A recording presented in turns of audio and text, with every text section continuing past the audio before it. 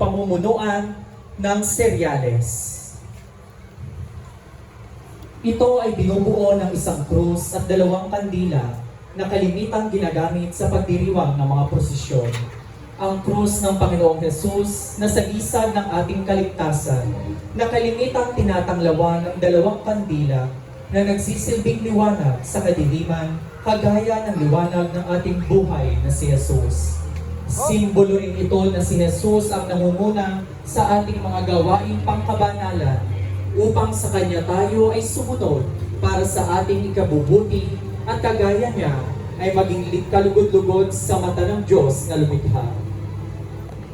O Jesus, liwanag ng aming buhay, iligtas mo po kami.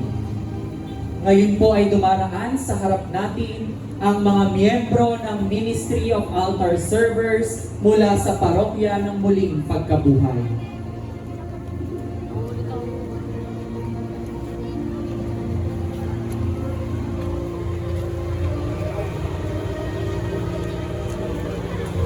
Unang karosa, Santa Monica de Hulugan. Si Santa Monica ay isinilang sa Tagaste, Africa noong 3 upang makarating sa rurok ng kabanalan ay 3 krus ang tiniis ng butihing santa. Biyenang mabagsik, asawang malupit at anak na makasalanan. Napangasawa niya si Patricio, isang hindi binyagan na sa kanyang matimyas na pag-ibig at walang tigil na panalangin ay nahikaya na magpabinyag bagong mamatay. Sinabi sa kanya ni San Ambrosio na noon ay obispo ng Milan, huwag kang mawala ng pag-asa, Monica. Hindi mangyayari na ang isang anak ay makahapak sa kabila ng napakaraming luha ng ina. Sa ating parokya, siya ang itinanghal bilang tagapamagitan ng sambayanan ng Baryo Hulugan at tinaguri ang ina ng mataimtim na pananampalataya upang mapag-isa ang debosyon ng mga taga-Hulugan kay San Agustin at Santa Monica. Kapistahan tuwing ika-4 ng Mayo at ika-27 ng Agosto. Rekamadera, kapatiran ng mga anak ni Santa Monica de Hulugan at ng parokya ng Muling Pagkabuhay. Santa Monica de Hulugan, aming ina at patrona, ipanalangin mo kami.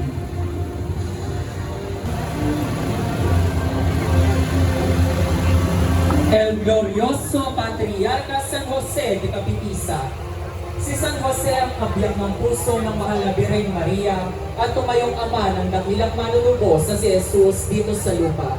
Bilang isang ulirang ama, ginawa ni San Jose ang kanyang tungkulin. Naghanap buhay bilang isang karpintero sa Nazareth, bagamat maikli lamang ang naging bahagi ni San Jose sa buhay ng banal na mananakop at sa mahal na Birhen Maria. Ang buong buhay niya ay kanya lamang iginugol sa pangalaga ng banal na pamilya. Noong 1872, inilagay ni Papa Pio IX ang buong simbahang katolika sa pagkalinga ni San Jose. Idineklara niya si San Jose bilang pintakasi ng pangkalahatang simbahan. Kinikilala rin si San Jose bilang patron ng mga manggagawa. Ang bangka at araro, tanda ng 2 pangunahing pangkabuhayan ng mga kapipisenyo. Ang pangingisda at pagsasaka na siya rin namang naging kabuhayan ng pamilya ni Lolo Gavino Bucalan noong araw at makikita rin sa logo ng barangay Kapipisa. Ang dalisay na puso sa kanyang dibdib, sumisimbolo sa kanyang kabanalan, kadalisayan at magpaparayang paglulungkot sa misteryo ng pagkakataong tao ng Mesiyas. Ang ex-voto ng mahal na Birhen ng Nuestra Señora Santissimo Rosario de Amaya, tanda ng kanyang pagiging esposo ng mahal na Birhen at tanda ng komunidad ng Kapipisa ay nasa ilalim ng parokya ng mahal na Birhen ng Santo Rosario ng Amaya. Kapistahan tuwing ika-19 ng Marso. Rekamadera, kapilya ng banal na mag-anak, Kapipisa, Tansa, Cavite. San Jose, Esposo de la Virgen Maria, y Patron de la Iglesia Universal, ipanalangin mo kami.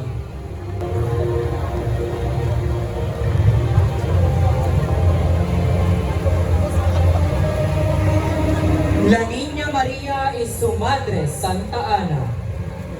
Nagdulot ng kagalakan sa lahat ng pagsilang sa Birhen Maria dahil siya ay naging kalugod-lugod sa paningin ng Diyos. Bago pa ipanganak ang mahal na Birhen sa sanlibutan, iniligtas siya ng Diyos noong siya ipinaglihi ng kanyang ina na si Santa Ana. Sa pamamagitan noon ay naging karapat-dapat ang mahal na Birhen upang dalhin sa kanyang sinapupunan at maging ina ng tagapagligtas ang Panginoong Jesucristo. Si Santa Ana ay halimbawa ng pagmamahal, bunga ng pagmamahal ng Diyos. Dahil sa kaloob ng Diyos si Maria, sa kabila ng kanilang katandaan, inialay pa din nila si Maria sa Panginoon. Huwag natin kalimutan na ang bawat kagandahan sa ating buhay ay dala ng pag-ibig ng Panginoon at karapat-dapat natin itong suklian ng pagmamahal sa Kanya. Kapistahan, tuwing ika-26 ng Hulyo. Camarero, Benji Reyes Senisal at pamilya ng Bukal, Tansa, Cavite. Taos-pusong pasasalamat din po kay CJ Suarez at pamilya sa pag-aasikaso sa imahe ng La Niña Maria y su Madre Santa Ana. La Niña Maria y su Madre Santa Ana, ipanalangin mo kami. Señora de las Lagrimas,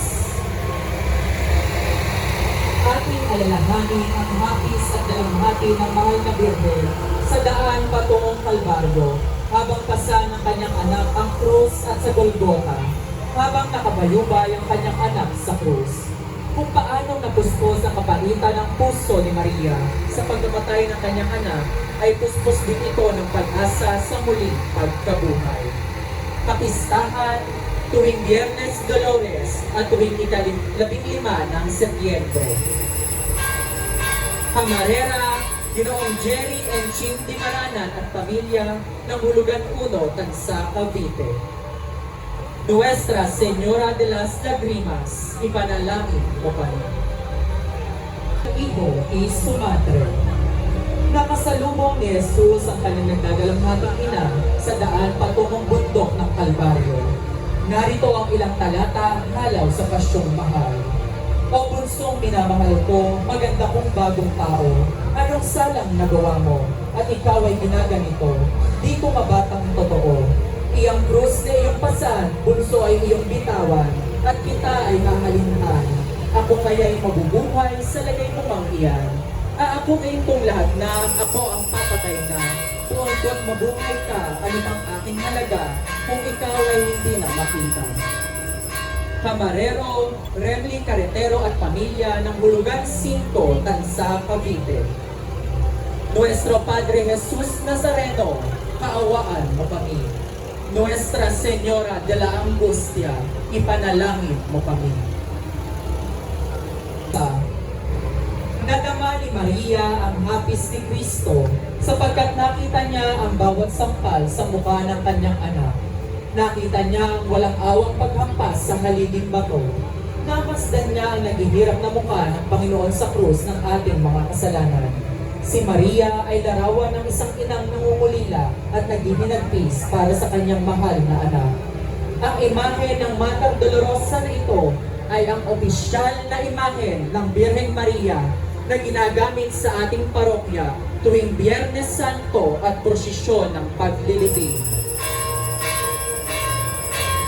Kapistahan tuwing Biyernes Dolores at tuwing ika-15 ng Setyembre.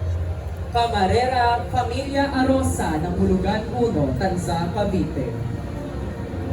Nuestra Señora del Gran Dolor, ipanalangin mo kami. Señora de la Asunción de Maragondon. Nagsimula ang ebanghelisasyon sa Maragondon taong 1985 sa pamamagitan ng mga paring Pransiskano. Ipinatayo ang simbahan sa patronato ng Nuestra Señora de la Asunción noong taong 1618. Taong 1620, bunga ng masibhing debosyon sa mahal na Birheng iniyakyat sa langit, ay nagpagawa ang unang mga taga-Maragondon ng isang detalyadong imahe ng mahal na Birhen na yari sa Garing at Camagong. Batay sa kasaysayan, ang debosyon ngayon sa Birhen ng Asunsyon ang pinakamatandang kumikiral na debosyon sa mahal na Birhen sa probinsya ng Cavite. Ang imahe sa retablo ng simbahan na kilala sa tawag na Birhen Nakatayo ay ginawaran ng Koronasyong Episkopal noong 14 ng Disyembre 1977 ng yumaong lubhang kagalang-galang. Ang Birheng nakaupo ay nagtampok sa imahe ng kapistahan. Ang imahe ay ayon sa galing o ivory na siya namang nilapastangan na ninakaw sa araw ng nobena para sa kanyang kapistahan noong taong 1990. Dinarayo tuwing ikalawang linggo ng muling pagkabuhay para sa misa ng pagpapagaling sa mga may sakit o biyato publiko na ngayon ay patuloy na nangangasiwa ng paanyayang tenas sa Birhen. Camarero John Michael Blesa ng Hulugan 1, Tansa, Cavite.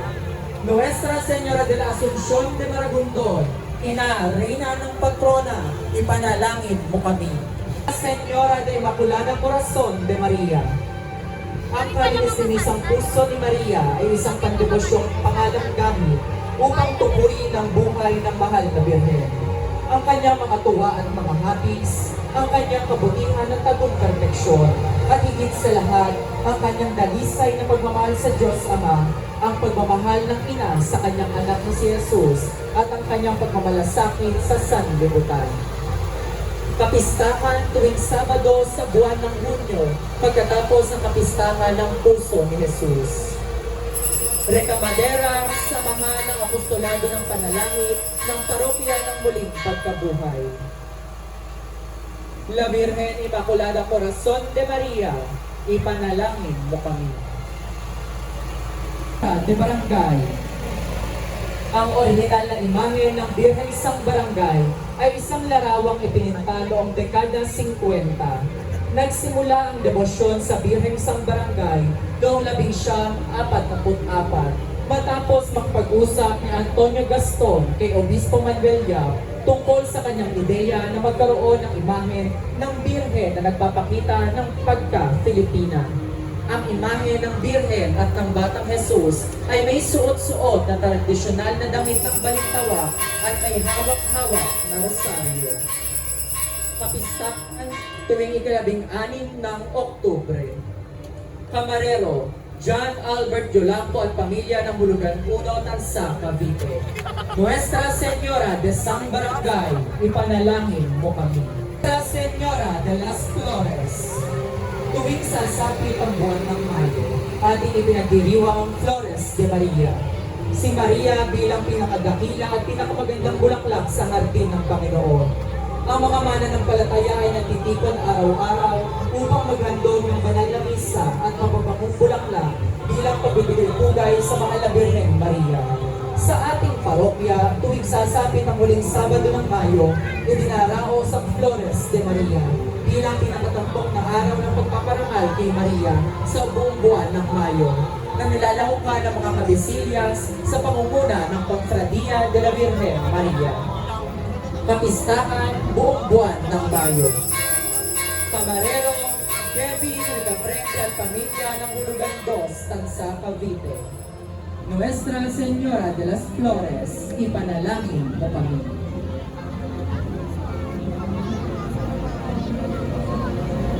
Nuestra Señora de Porteria. Si Maria ang pito ng langit na laging nakabukas sa mga nagsisising makasalanan. Siya ang tanging pinto na binubuksan ng buong giliw sa sino mang kumakatok na may pagbabalik loob.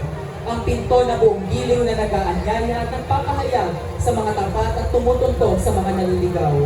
Kung paano ang ating Panginoong Jesucristo ay isinilang sa sabsaban, nangaral, nagpakasakit at pasa ng krus, ipinako, namatay at nabuhay na maguli, gayon din ang mga La Virgen Maria na pinto ng langit. Isinadiwa niya ang hiwagang ito ng kalangitan para sa kapapanuto ng tao. Kapistahan tuwing 8 ng Setyembre. Camarero Romel Bitobina ng Hulugan 1, Tansa, Cavite. Nuestra Señora de Porteria, ipanalangin mo kami. Nuestra Señora del Santísimo Rosario, Reina del Caracol.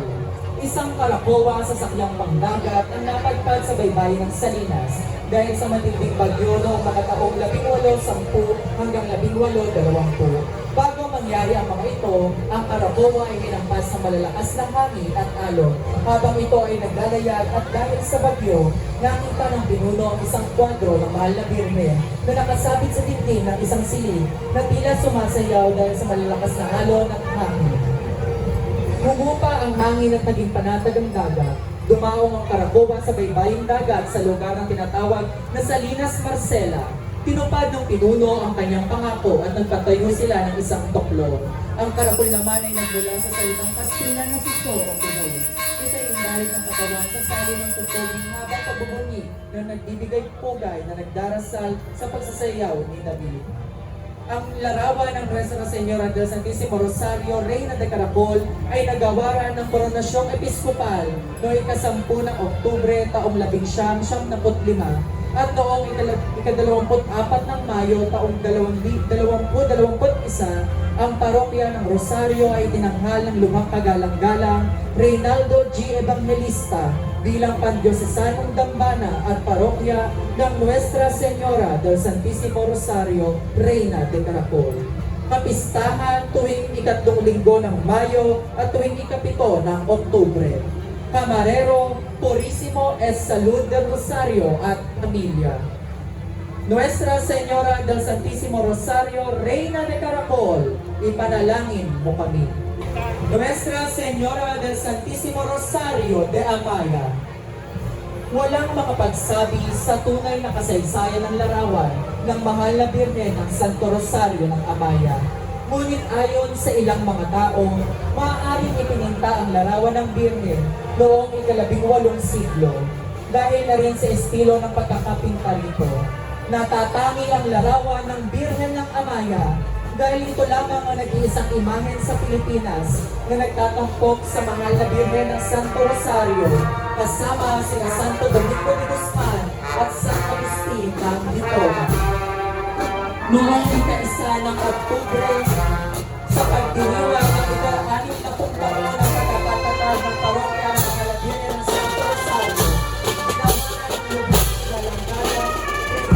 G. Evangelista ang larawan ng mahal na birhen ng Amaya ng Koronasyong Episkopal. Kapistahan tuwing ika-7 ng Oktubre. Recamadera, parokya ng mahal na birhen ng Santo Rosario mula sa Barangay Amaya, Tanza, Cavite.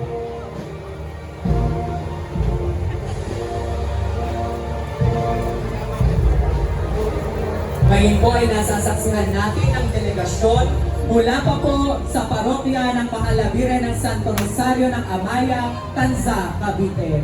Maraming salamat po sa inyong taus-pusong pakikiisa.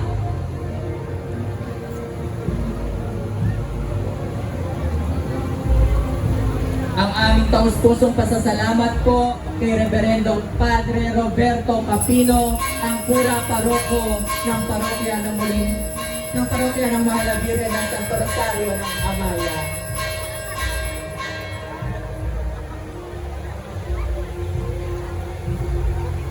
Nuestra Señora del Santísimo Rosario de Amaya, Reyna ng Tansa, ipanalangin mo kami.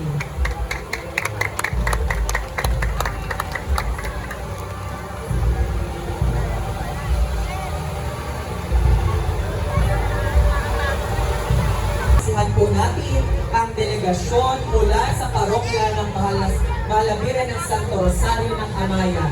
Muli po ang aming taus-pusong pasasalamat po sa inyong pakikiisa sa Hulugan Marian Procession. Señora del Santísimo Rosario, Lanaval de Hulugan. Ang Lanaval de Manila ang pinakaunang imahe ng mahal na birhen sa Pilipinas na ginawaran ng pagkilala ng Santo Papa sa pamamagitan ng koronasyon.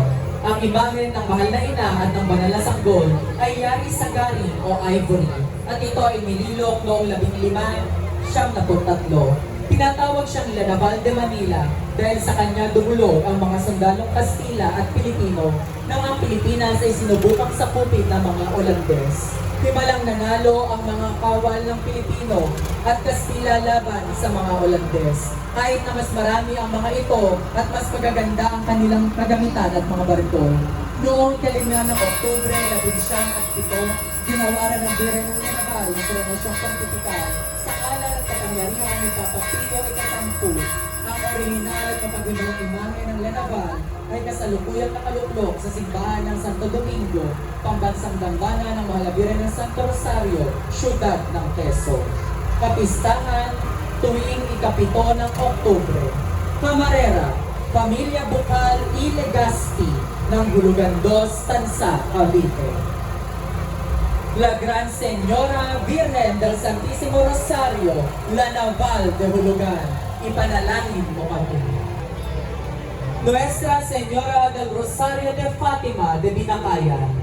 Ang imahe ng Nuestra Señora del Rosario de Fatima na pinararangalan sa Binakayan, Cavite ay nagsimula noong taong 1966 na magdala sina Ginoo at Ginang Eugene Conley, isang mag-asawang Amerikano na magandang imahe ng Our Lady of Fatima mula sa Portugal upang ipalaganap ang debosyon sa Birhen ng Fatima sa probinsya ng Cavite. Ang imahe ay iniikot sa buong diocese ng Imus noong 1968 upang higit na ipalaganap ang pagbabalik loob tulad na ibinigay ng Birhen sa 3 batang pastor sa Fatima, Portugal. Ang corona na ginamit sa coronation rite noong Episcopal coronation ay inihandog ng Shrine of Our Lady of Fatima mula sa Fatima, Portugal.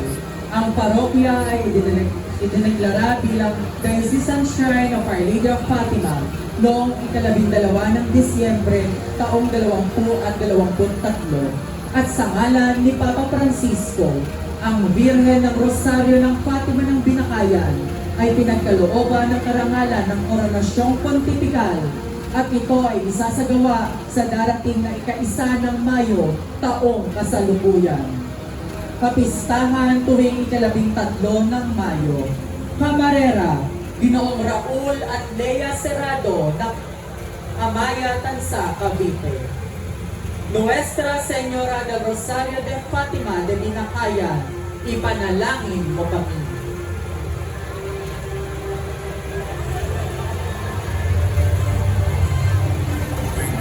De Loreto. Isa sa mga tradisyong Katoliko ay ang Loreto tradisyon. Ang debosyon sa mga labirin ng Loreto ay nagmula sa bayan ng Loreto sa Italia at ang pangunahing simbolo nito ay mula sa House of Loreto na pinaniniwala ang tahanan ng banal na pamilya at kung saan nanirahan si Cristo bilang isang karpintero bago tumarin ang kanyang misyon bilang tagapagligtas. Dito sa Pilipinas, ang mahalabiran ng Loreto ay ang patron laban sa sunog at kalamidad. Sa ngalan ni Papa Francisco, ang mapaghimalang imahe ng mahalabiran ng Loreto ay binawaran ng Koronasyong Pontifical noong ika-10 ng Disyembre taong 2024. Ang imahe ay kasalukuyang nakadambana sa pambansang dambana ng mahalabiran ng Loreto sa Sampaloc, Maynila. Kapistahan tuwing ika-10 ng Disyembre. Camarero, Kenneth Paulo Angkiko Sanchez at pamilya mula sa General Trias, Cavite. Nuestra Señora de Loreto, ipanalangin mo kami. Maria Auxiliadora de los Cristianos de Tejero. Ang debosyon kay Maria, tagapag-ampo ng mga Kristiyano sa bansang Pilipinas, ay nagsimula noong 1922 na magdala si Celestial Archbishop William Piani na isang rebulto sa Maynila, isang regalo mula kay Blessed Philip Rinaldi. Ang debosyon ay lumaganap sa buong bansa kung saan maraming mga parokya ang pumupog sa kanya bilang kanilang patrona. Ang Parish of Mary Health of Christians sa Parañaque City na itinatag noong 1975 ay naging National Shrine noong 1985 at ang kagalang-galang na imahe ay inilipat sa kasalukuyang santuario nito noong 1974. Sa pagdiriwang ng sentenaryo nito, inaprubahan ni Papa Francisco ang Koronasyong Pontifical ng imahe sa pamamagitan ng pagpapalabas ng Papal Decree noong ika-16 ng Nobyembre taong 2021 at noong Pebrero 2, 2024 ang pambansang dambana ay pinagkalooban ng espesyal na espiritual na pagkakaugnay sa Papal Basilica ng St. Mary Major na inihayag sa publiko noong ika-21 ng Mayo 2024. Kapistahan tuwing ika-24 ng Mayo. Camarera, Mary Help of Christians Parish ng Tejero, General Trias, Cavite. Maria Auxiliadora de los Cristianos de Tejero, ipanalangin mo kami. Ang aming taus-pusong pasasalamat po sa sambayanan Nuestra Señora Virgen de la Rosa de Makati, alinsunod sa mga nainagdagan ng Historia ng Pilipinas, simula sa mga panunulat ni Padre Delgado ng mga naswita dito sa bansa, ay nababanggit na ang kauna-unahang imahe ng Virgen de la Rosa ay hatid ng barkong kanyang sinasakyan. Simula sa Acapulco patungong Maynila ng taong 17-18, ang imahe ng Birhen ito ay namumukod sa kanyang karilagan at kariktan. Ang orihinal na mukha at kamay ng imahe ay gawa sa galing at mayroong relikwaryo sa kanyang dibdib. Isa sa mga tradisyon na iniaalay sa mga Birhen ay ang Baile de Arcos na nagsimula noong ika-19 na siglo na kung saan nagtatanghal ang mga kadalahagan ng Makati sa araw ng kanyang kapistahan. Sa ngalan ni Papa Francisco, ang mapaglumalang imahe ng Virgen de la Rosa de Makati ay ginarawaran ng Koronasyong Pontifical noong ika-16 ng Marso 2019. Ang imahe ay kasalukuyang nakadambana sa parokya ng San Pedro at San Pablo sa lungsod ng Makati. Kapistahan tuwing ika-30 ng Hunyo. Camarera, Pamilya de Vera mula sa Bukal, Tansa, Cavite. La Virgen de la Rosa de Makati, ipanalangin mo kami. Kala de los Desamparados de Marikina, pangunti ang talaan tungkol sa aktual na pinagmulan ng imahe. Ngunit pinaniniwalaan na ang kasalukuyang imahe na inukit noong 19 upang palitan ang mas lumang imahe na nawasa, kasama ang mahalagang dokumento tungkol sa debosyon. Sa panahon ng Philippine-American War noong 1898, sa kabila ng pagiging patron ng mga pinabayaan, ang kanyang pagmamahal at pagkalinga ay higit pa sa pinanghihiwatig ng kanyang presensya. Siya rin ang tagapagtanggol ng mahihirap, pinatulan at mamamayan ng Marikina, na binihag ang kanilang mga puso sa loob ng maraming taon. Ang reyna at patrona ng Marikina na idineklara sa lungsod ng Marikina noong taong 2003 ay nakoronahan sa ngalan ni Papa Emerito Benedicto XVI noong Oktubre 12, taong 2005 sa kanyang tambayan sa lungsod ng Marikina. Kapistahan tuwing ika-2 linggo ng Mayo. Camarero, Aaron Daluraya at pamilya mula sa General Trias, Cavite. Nuestra Señora de los Desamparados de Marikina, ipanalangin mo kami.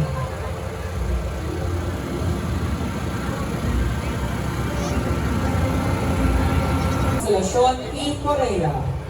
Ang mga labirin ng konsolasyon ay naglalarawan sa pagpapakita ng mga labirin ni Santa Monica at ni San Agustin. Sinasabing ibinigay ng mga labirin ang kanyang sinturon sa isang nagdadalamhating Santa Monica na nooy pinapanalangin ng kanyang anak na napapariwara. Ito ang nagsilbing kaaliwan sa namimighating Monica. Noong ika-17 siglo na ipinaniniwala ang dumating ang imahe ng Birhen ng Konsolasyon sa Pilipinas. Ito ay iniluklok sa simbahan ng San Agustin sa Intramuros. Isang kofradiya o samahan ang nooy itinatag sa karangalan ng Birhen. Mabilis na kumalat ang debosyon sa Maynila at sa mga karating ng probinsya at naitala ang maraming milagro. Dahil sa angkin nitong kasaysayan, ang imahe ng mahal na ina ng Konsolasyon ay ginawaran ng Koronasyong Pontifical noong ika-4 ng Setyembre taong 2000. Kapistahan tuwing ika-4 ng Setyembre. Reca Madera, Priscilla Santos at pamilya mula sa Hulugan 8, Tansa, Cavite. La Virgen de la Consolación y Korea, ipanalangin mo kami.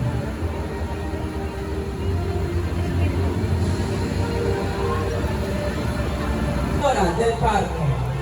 Ayon sa tradisyon, nagpakita ang mga labirin kay San Simon Stock sa Cambridge, Inglaterra, noong ika-16 ng Hulyo 1271. Bilang tugon sa pananambita ng butihing santo para sa kanyang orden, nagpakita ang mahal na Birhen sa kanya habang hawak sa kamay ang isang kayumangging eskapularyo at ang wika, "Kunin mo, mahal kong anak, ang eskapularyong ito ng iyong orden, tanda ng aking pakikipag-isa sa iyo at sa lahat ng Carmelite at bilang natatanging tanda din ng biyaya. Ang sino mang papanaw ng suot ito ay hindi maghihirap sa walang hanggang apoy. Ito ay tanda ng kaligtasan sa lahat ng mga panganib, pangako ng kapayapaan at pakikipagtipan." Noong ikinabing-8 ng Agosto, taong 1991, sa basbas ni Papa Juan Pablo II, ginawaran ng karangalang koronasyon pontifical ang Birhen del Carmen. Ito ay kasalukuyang nakadambana sa Basilica Minore at parokya ni San Sebastian sa Quiapo, Maynila. Kapistahan tuwing 16 ng Hulyo. Recamadera, Julieta Valencia, Celia Arguson at Marieta Serizal ng Bulugan, Tanza, Cavite. Nuestra Señora del Monte Carmelo, ipanalangin mo kami. Del Proto Socorro de Boac. Ang mga Jesuita ay nagdala ng imahe ng Immaculadong Concepcion sa Marinduque at kinalauna na ibinigay ang titulong Biglang Awa. Ayon sa tradisyon, isang malaking ekspedisyon ng mga Moro ang dumating sa kalagitnaan ng 17 siglo sa dalampasigan ng Barrio Laylay, malapit sa bundok ng Ilog ng Boac. Dahil sa malaking bilang ng pagsalakay sa Marinduque, ang mga mamamayan ay nagpupumahon upang pumasok sa loob ng simbahan. Ang mga tao ay taimtim na nagdarasal ng Santo Rosario at nobena sa mahal na Birhen, samantalang ang kalalakihan ay pinoprotektahan ng paligid ng simbahan. Binagyo ng panalangin ng mahal na Birhen at biglang dumating ang nakakakilabot, malakas na ulan, pag-isla at pagtulog. Dahil sa bagyo, ang mga tao ay nabigmani nang makita ang isang matandang babae na nakatayo at nakadipa ang kamay na mistulang pinapalayas ang pangakalaban. Dahil sa pangyayaring ito, ipinamalas ng mahal na ina, tinawag siyang Biglang Awa. Ginawaran ng Koronasyon Pontifical sa ngalan ni Papa Pio ika-13 noong ika-10 ng Mayo taong 1978. Ang imahe ng Birhen Biglang Awa ay kasalukuyang masisilayan sa kanyang pangdiosesanong dambana sa bayan ng Boac, Marinduque. Kapistahan tuwing ika-11 ng Nobyembre. Camarera, Pamilya Perin y Marsilia ng Bulugan 7, Tanza, Cavite. Nuestra Señora del Pronto Socorro de Boac de Marinduque, ipanalangin mo kami.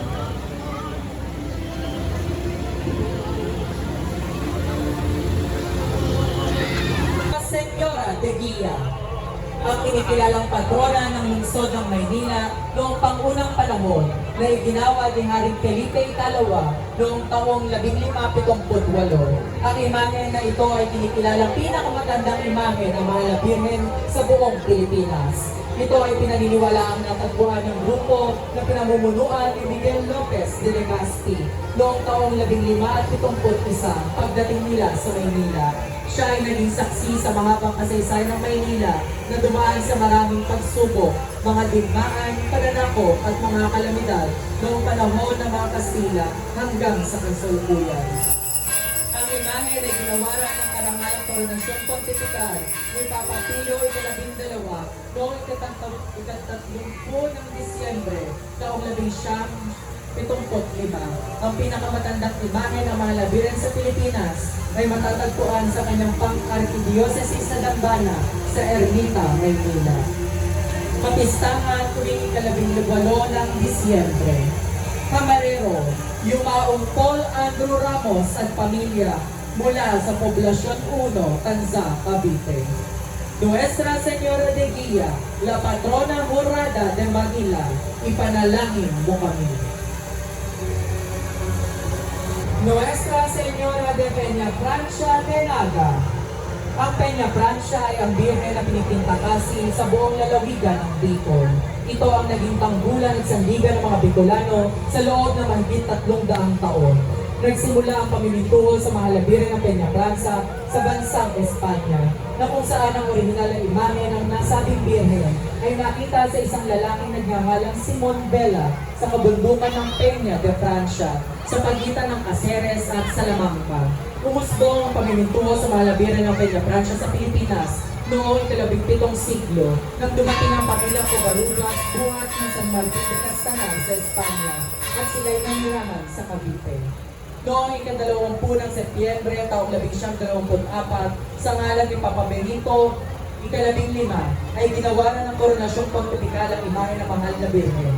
Ito ay kasalukuyang nakadambana sa Basilica Minore del Nuestra Señora de Peñaplaza sa lungsod ng Naga, probinsya ng Camarines Sur. Kapistahan tuwing 3 linggo ng Setyembre. Camarera, Arnold Rabanera at Normita Carandang ng Hulugan 1, Tanza, Cavite. Nuestra Señora de Peñaplaza de Naga, ipanalangin mo kami. Viva! Viva sa tuyang mahal na ina! Viva la Reina de Bicolandia! Viva! Señora del Pilar de Imus. Ang mahal na birhen noong siya ay nabubuhay pa ay nagpakita kay Santiago Apostol na nakatungtong sa isang haliging marmol. Pinalakas ng mahal na birhen ang loob ni Santiago, kaya naman nagtagumpay ito sa pangangaral ng mabuting balita sa bansang Espanya. Dumating ang devosyong ito sa tahimik na bayan ng Imus noong ika-17 siglo. Ang mahal na birhen del Pilar ang nagsilbing liwanag at kalakasan ng mga mananampalatayang Pinosenyo mula noon. Taong 1961 nang kinilala ang mahal na Birhen del Pilar bilang reyna at patrona ng Diocese ng Imus na sumasakop sa kabubuan ng lalawigan ng Cavite. Noong ika-3 ng Disyembre taong 2012 ay ginawaran ng Koronasyong Pontifical ang original at magdimalang imahe ng mahal na Birhen del Pilar sa ngalan ni Papa Benito ika-16. Ang imahe ay kasalukuyang nakadambana sa Pandiosesanong Dambana at parokya ng mahal na Birhen del Pilar, Katedral ng Imus, lalawigan ng Cavite. Kapistahan tuwing ika-12 ng Oktubre. Camarero, Reverendo Padre Marcos Cyril Convento at pamilya ng parokya ng Muling Pagkabuhay. Nuestra Señora del Pilar, aming lakas at kagalakan, ipanalangin mo kami. Viva la Reina del Diocese de Imus! Viva! Viva la Virgen! Viva!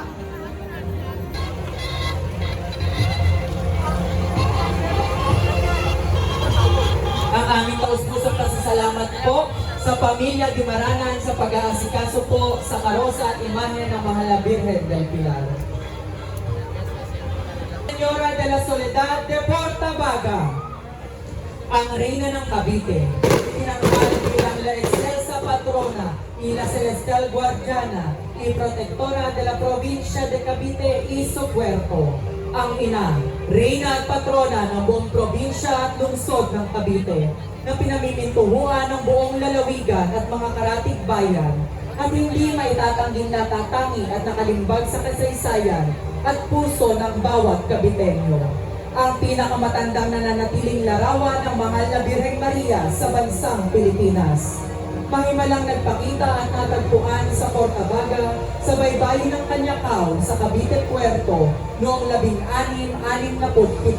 Idinambana sa ermita ng Portabaga noong taong 1672 at sa kasalukuyan ay nakaluklok sa Pandiosesanong Dambana ng Mahal na Birhen ng Soledad ng Portabaga, parokya ng San Roque sa lungsod ng Cavite.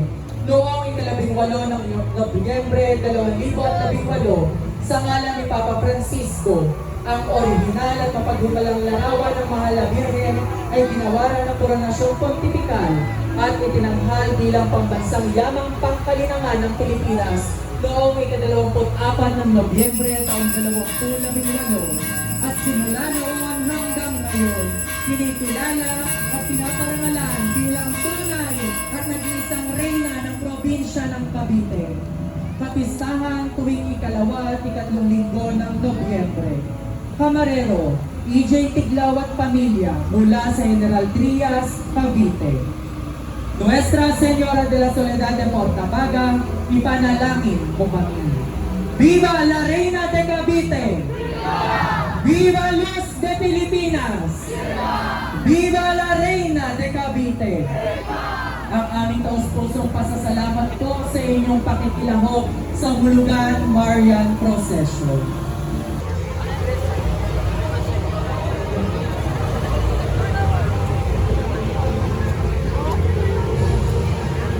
La Virgen Maria, Madre de Dios.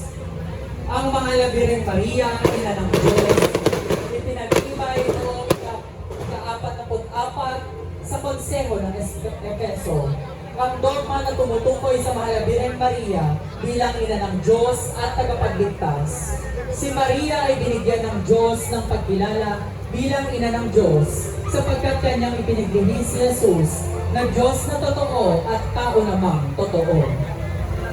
Kapistahan tuwing unang araw ng Enero. Camarero, Ginoong John Albert Aracapio Laco at pamilya mula sa Hulugan 1, Tanza, Cavite.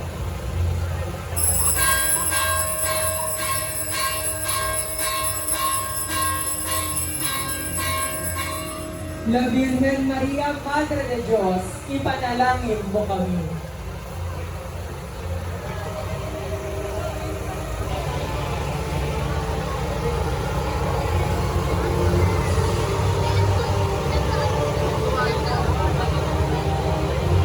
Nuestra Señora de la Asunción, noong ika-1 ng Nobyembre, taong 2010, itinaguyod ni Papa Pio XII ang dogma ng Munificentissimus Deus na nilinaw ang mahal na Birhen matapos ang buhay sa lupa ay iniakyat sa langit, katawan at kaluluwa. Ang kanyang pag-akyat sa langit ay hindi niya kagagawan, bagkus ay ninais ng Diyos na iakyat sa langit sa pamamagitan ng mga anghel ang katawan at kaluluwa ni Maria. Kapistahan tuwing ika-15 ng Agosto. Camarera, Pamilya Prodigalidad y Joya ng Hulugan 1, Tanza, Cavite.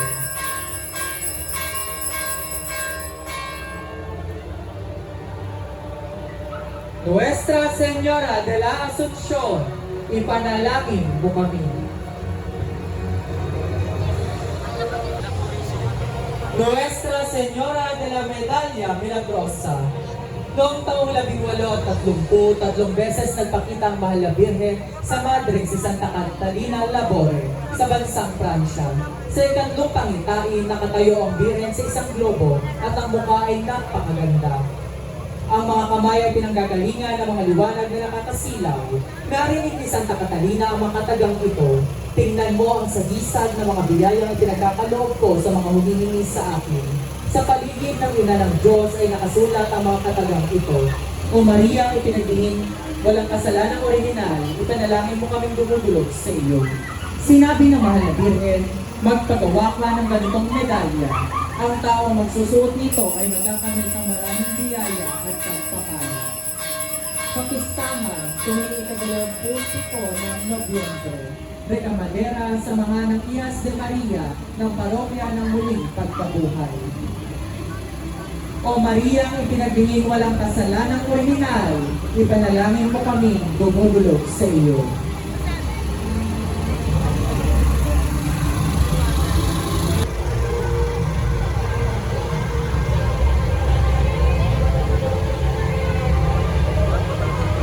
La Inmaculada Concepcion de Maria. Ang kalinis-linisang paglilihis sa Birhen Maria ay dogma ng Simahang Katolika na tumutukoy sa kawalang bahid na salang orihinal ni Maria noong pa mang siya'y pinaglingin ng kanyang inang si Santa Ana na di gaya ng lahat ng tao na nagmamana ng salang orihinal. Ito ay isa sa 4 na dogmang pinatutungkulan ni Maria na mayroon ng Simbahang Katolika at nakasaad sa bulang Ineffabilis Deus na ipinahayag ni Papa Pio XI noong ika-8 ng Disyembre taong 1874. Idineklara rin ito bilang titulo ng Mahal na Birhen Maria bilang patrona prinsipal ng bansang Pilipinas. Kapistahan tuwing ika-8 ng Disyembre.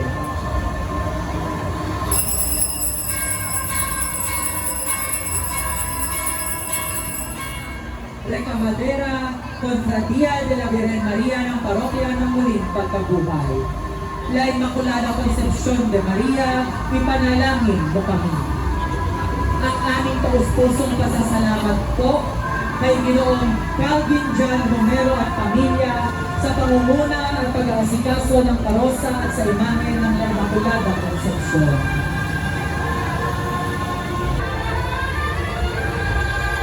Nuestra Señora de Lourdes, noong Pebrero 11,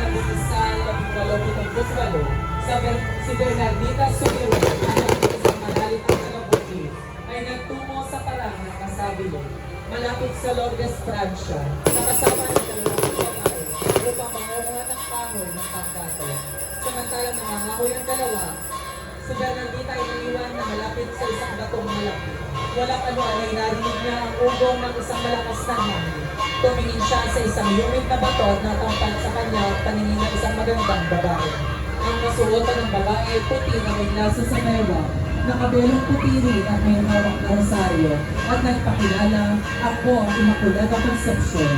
Pinasangkapan ng bilang ng isang walang kamalay-malay na kasalanan upang ipahayag sa isang katauhan ng kanyang hangaring magkaroon sa isang dambana sa Lourdes at upang manawagan sa mga tao na magbalik loob sa Panginoong Diyos. Bagay na ginawa naman ni Bernardita ng buong pananampalataya. Sa batis na ito'y naganap ang maraming himala hanggang sa kapanahonan natin ngayon. Kapistahan tuwing 11 ng Pebrero. Recamadero, samahan ng Mahal na Birhen ng Lourdes ng Parokya ng Muling Pagkabuhay. Nuestra Señora de Lourdes, ipanalangin mo kami.